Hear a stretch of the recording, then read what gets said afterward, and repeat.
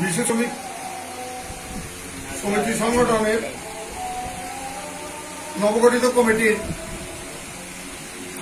সম্মানিত সভাপতি, নবগঠিত কমিটির অন্যান্য নেতৃবৃন্দ, উপস্থিত বার্তা বাজার কমিটির সাবেক সভাপতি বর্তমান আহ্বায়ক আমার ছোট ভাই অত্যন্ত আদরের জনাব শিফন পাটোয়ারি, আমাদের ইউনিয়ন পরিষদের সম্মানিত সদস্য, ইউপি সদস্য, ইউনিয়ন পরিষদের মেম্বার আমার বাতিল জনাব তারেক আজিজ, ছোট ভাই বিশিষ্ট ব্যবসায়ী শামীম,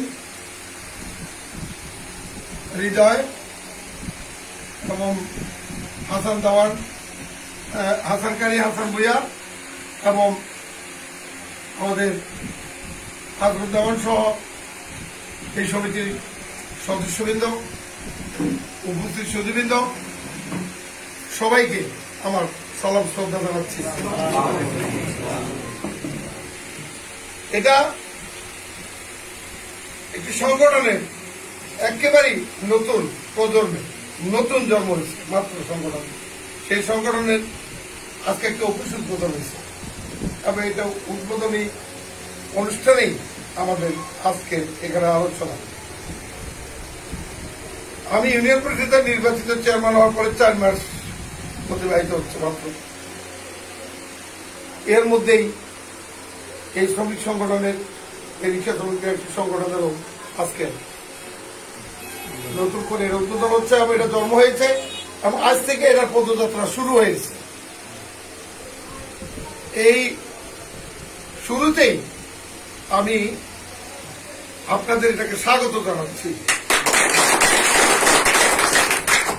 আগামী দিনে যাতে এই সংগঠন শক্তিশালী হতে পারে এবং এই ইউনিয়নে যারা এই আজকে যে এই মিশুক শ্রমিক যেটা বলছেন, এখানে সকল মিশুক তারা করেন, রিক্সা তারা করেন, তারা যেখানে যারা এটার সাথে যুক্ত, যারা এই পেশার সাথে যুক্ত, সবাই যাতে এই সংগঠনের অন্তর্ভুক্ত হতে পারে, সদস্য হতে পারে এবং সবাইকে নিয়ে যাতে এই সংগঠনটা এগিয়ে যেতে পারে, সেটার জন্য আপনাদের কাজ করার প্রয়োজন আছে বলে মনে করি এবং আগামী দিন আপনারা এটাকে এগিয়ে নেওয়ার জন্য সেই কাজ করবেন বলে মনে করি।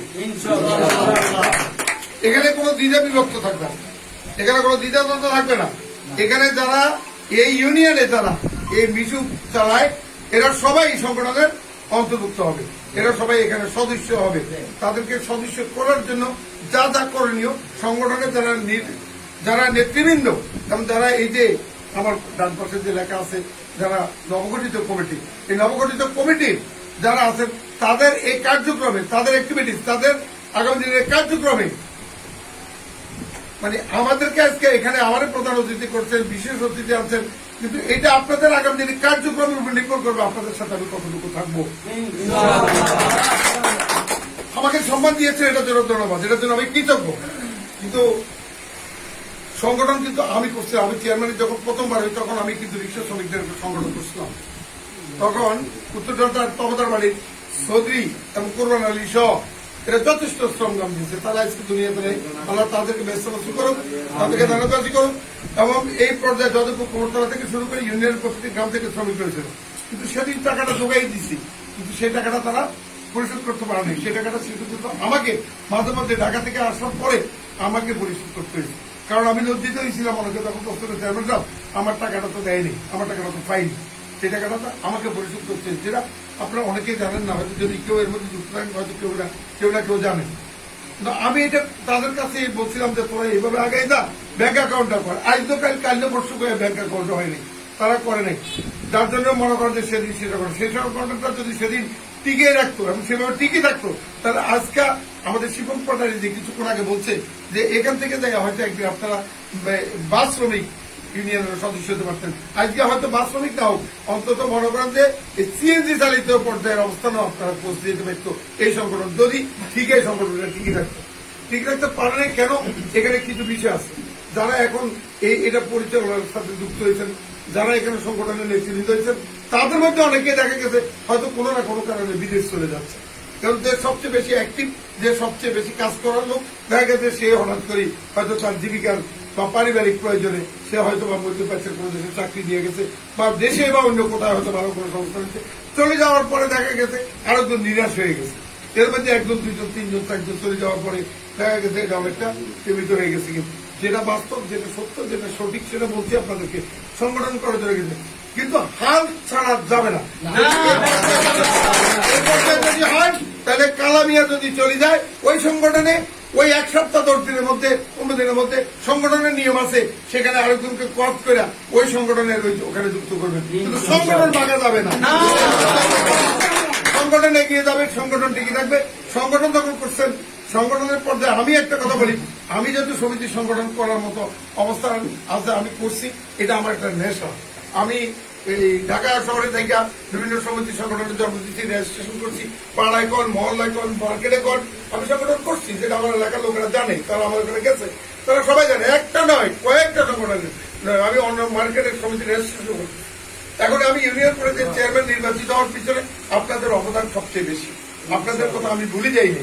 আপনারা নিজের কষ্ট কথা বলেন নাই সেদিন, আপনারা সকলে সেদিন রিক্সা ভাড়া বন্ধ করে দিয়ে আমাকে নির্বাচিত করার জন্য আপনারা সবাই যুক্ত হয়েছেন। আপনাদের সকলের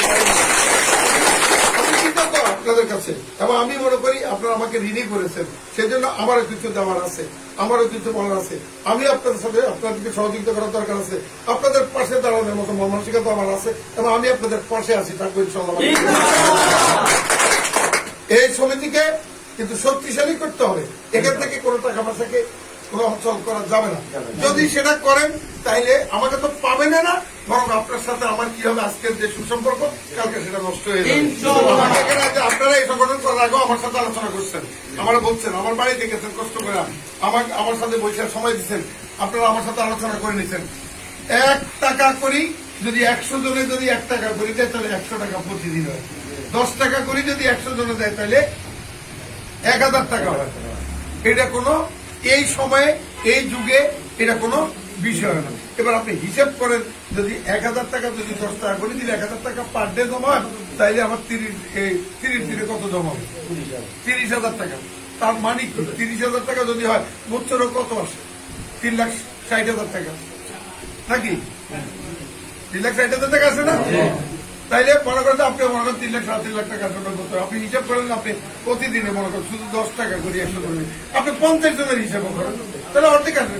50 জন তো আসছি আমরা নাকি? আমি 100 হিসাবে নেই কেন? 50 জনে যদি দিই তাহলে আমার কত 500 টাকা আসে। তো 500 টাকা যদি আসে তাহলে মাসে 15,000 টাকা আসবে। 15,000 টাকা দিলে বছরও কত আসে? হ্যাঁ, 1,80,000 টাকা আসে না? এইটাই একেবারে সংক্ষেপ আমি এটা হিসেব দিচ্ছি আপনাদেরকে। কিন্তু এই টাকাটা সঠিক পর্যায়ে গেছে কিনা, কিন্তু আপনারা এই সংগঠন করতে হলে আমার কথাটা হলো, কোন টাকা সমিতিতে হয় 500 টাকার উপরে ক্যাশ কোন টাকা এই সংগঠনের ক্যাশ কোনো জমা থাকবে না। সব টাকা ব্যাংক অ্যাকাউন্টে যাবে, ব্যাংক অ্যাকাউন্ট করতে হবে, ব্যাংক অ্যাকাউন্ট ওপেনিং করবেন। আমি আপনাদের ব্যাংক অ্যাকাউন্ট করার জন্য আমি এখন বাড়তি কোনো কিছু দিয়া আমি কোনো বাহবা নিচ্ছি না। প্রথম ব্যাংক অ্যাকাউন্টটা করতে 2001 টাকা আমি দিয়ে আপনাদেরকে ব্যাংক অ্যাকাউন্ট করে দেবো। প্রথম ব্যাংক অ্যাকাউন্টে আমি করে দেবো, এবং আমার সাথে যারা আছে এখানে উপস্থিত, আমরা সবাই মিলি প্রয়োজনে মনে করো যে সবাই মিলে আপনাদের এই অ্যাকাউন্টে আমরা দরকার 5,001 টাকা দিয়ে প্রথম অ্যাকাউন্টে আমরা করে দিয়ে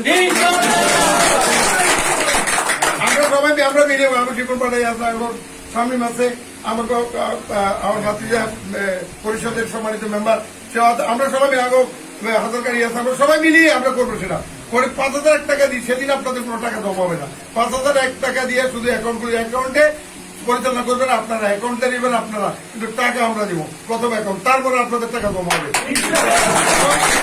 আপনারা এটা আমি চাচ্ছি যে এই সংগঠনটা আপনারা সবাই এখন এক জায়গায় আসেন, অর্গানাইজ করেন, এবং আপনারা সংগঠনকে এগিয়ে নিয়ে যান।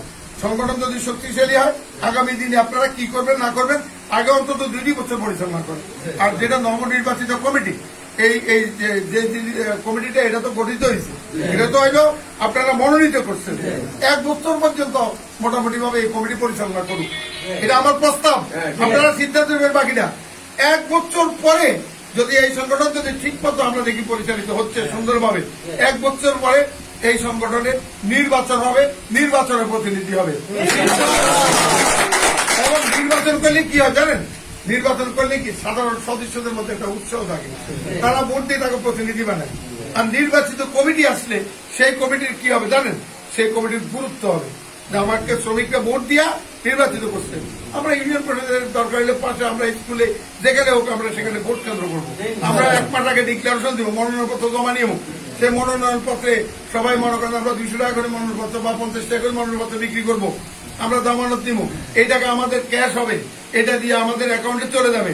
এবং যারা নির্বাচিত হইব তাদের একটা কমিটমেন্ট থাকবে, তারা শ্রমিকদেরকে কি দিবে, তারা তাদের বিভিন্ন শ্রমিকের কাছে যাবে, বক্তব্য রাখবে, আমি করলে এই করবো, আমি করলে ভালো করবো, আগে নিব। তার মধ্যে একটা কম্পিটিশন হবে, প্রতিদ্বন্দ্বিতা হবে। ব্যর্থতা হলে পরপর যখন নির্বাচিত প্রতিনিধি হলে সে কিন্তু আমার কাছে যেরকম দাম পাবে, উপজেলায় সেরকম দাম পাবে, অন্যখানে গেলেও পাবে।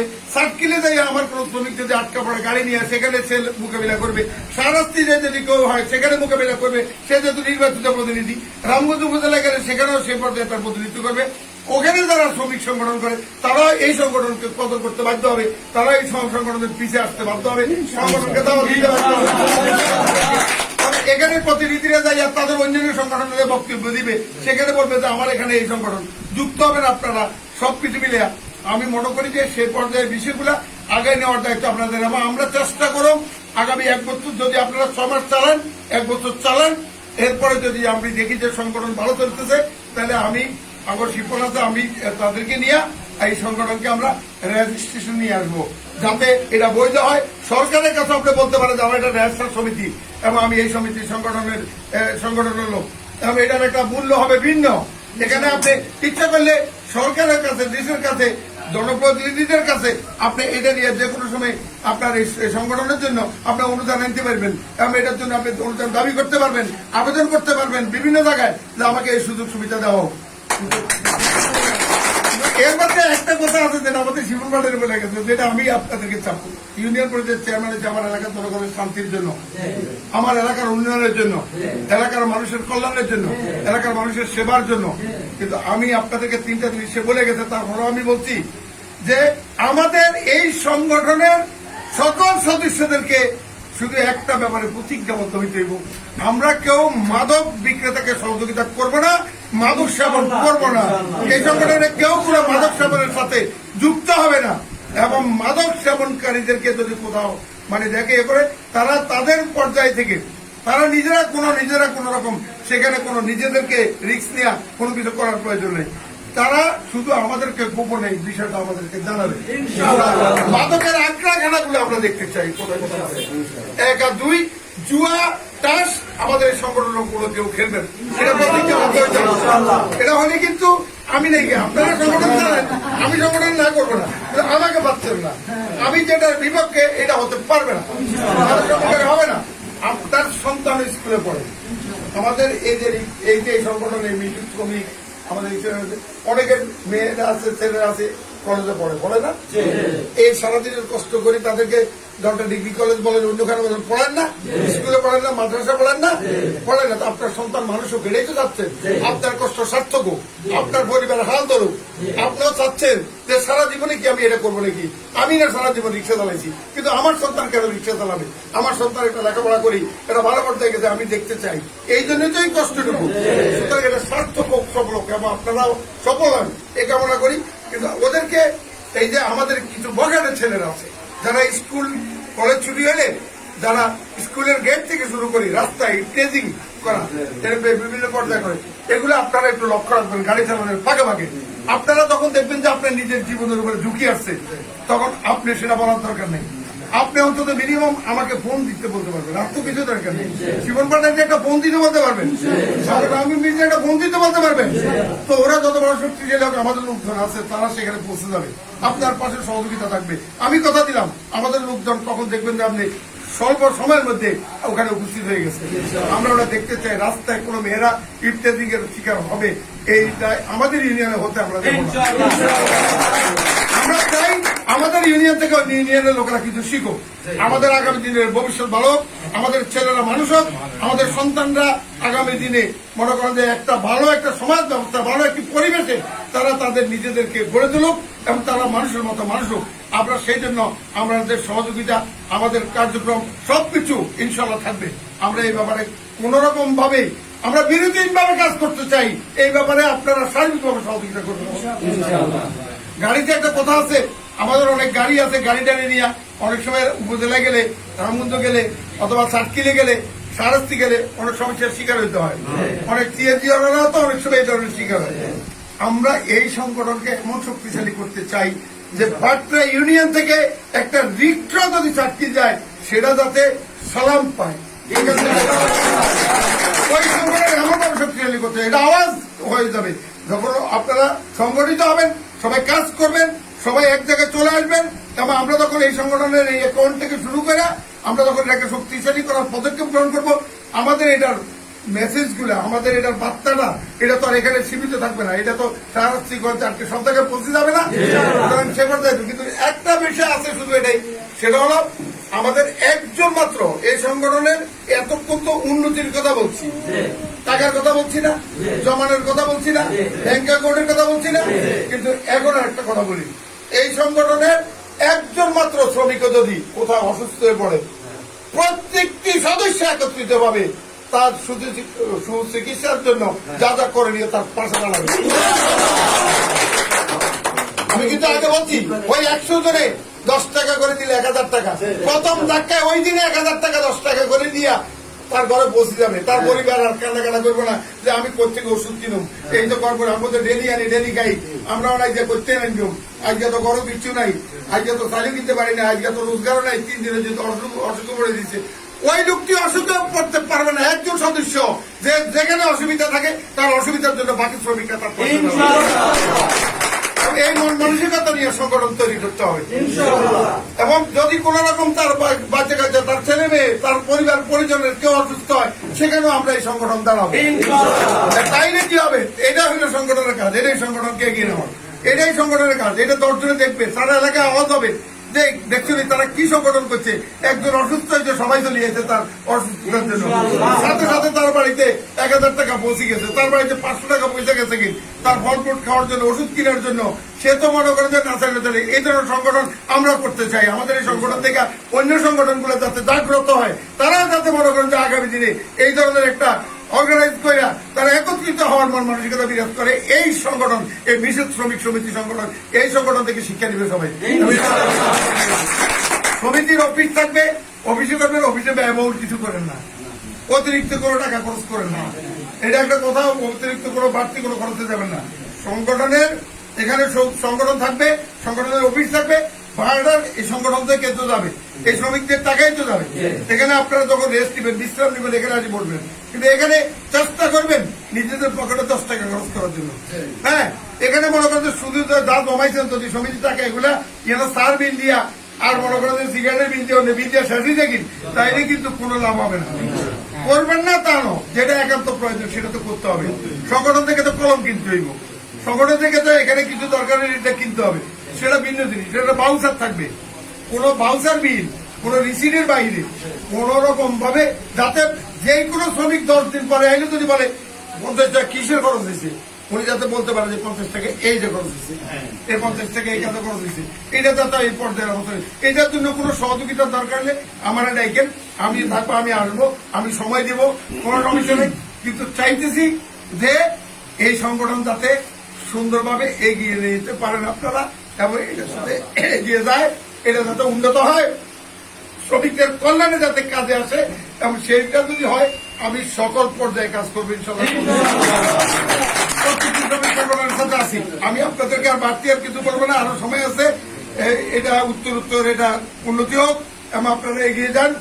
এই সমিতি আগামী একটি শক্তিশালী কমিটিতে পরিণত হোক, এবং এই সমিতির কাছ থেকে আমরা যাতে কল্যাণমূলক, সেবামূলক এমন কিছু আশা করতে পারি। এই সমিতির উন্নতি কামনা করি, যাতে এটা উন্নতি হয় এবং এখান থেকে যাতে আগামী দিনে শ্রমিকরা ভালো কিছু ফল আশা করতে পারে, সে কামনা করে, সবাই উত্তরোত্তর মঙ্গল কামনা করে, এই সমিতির ভবিষ্যৎ কামনা করে আমার বক্তব্য শেষ করছি। আসসালামু আলাইকুম।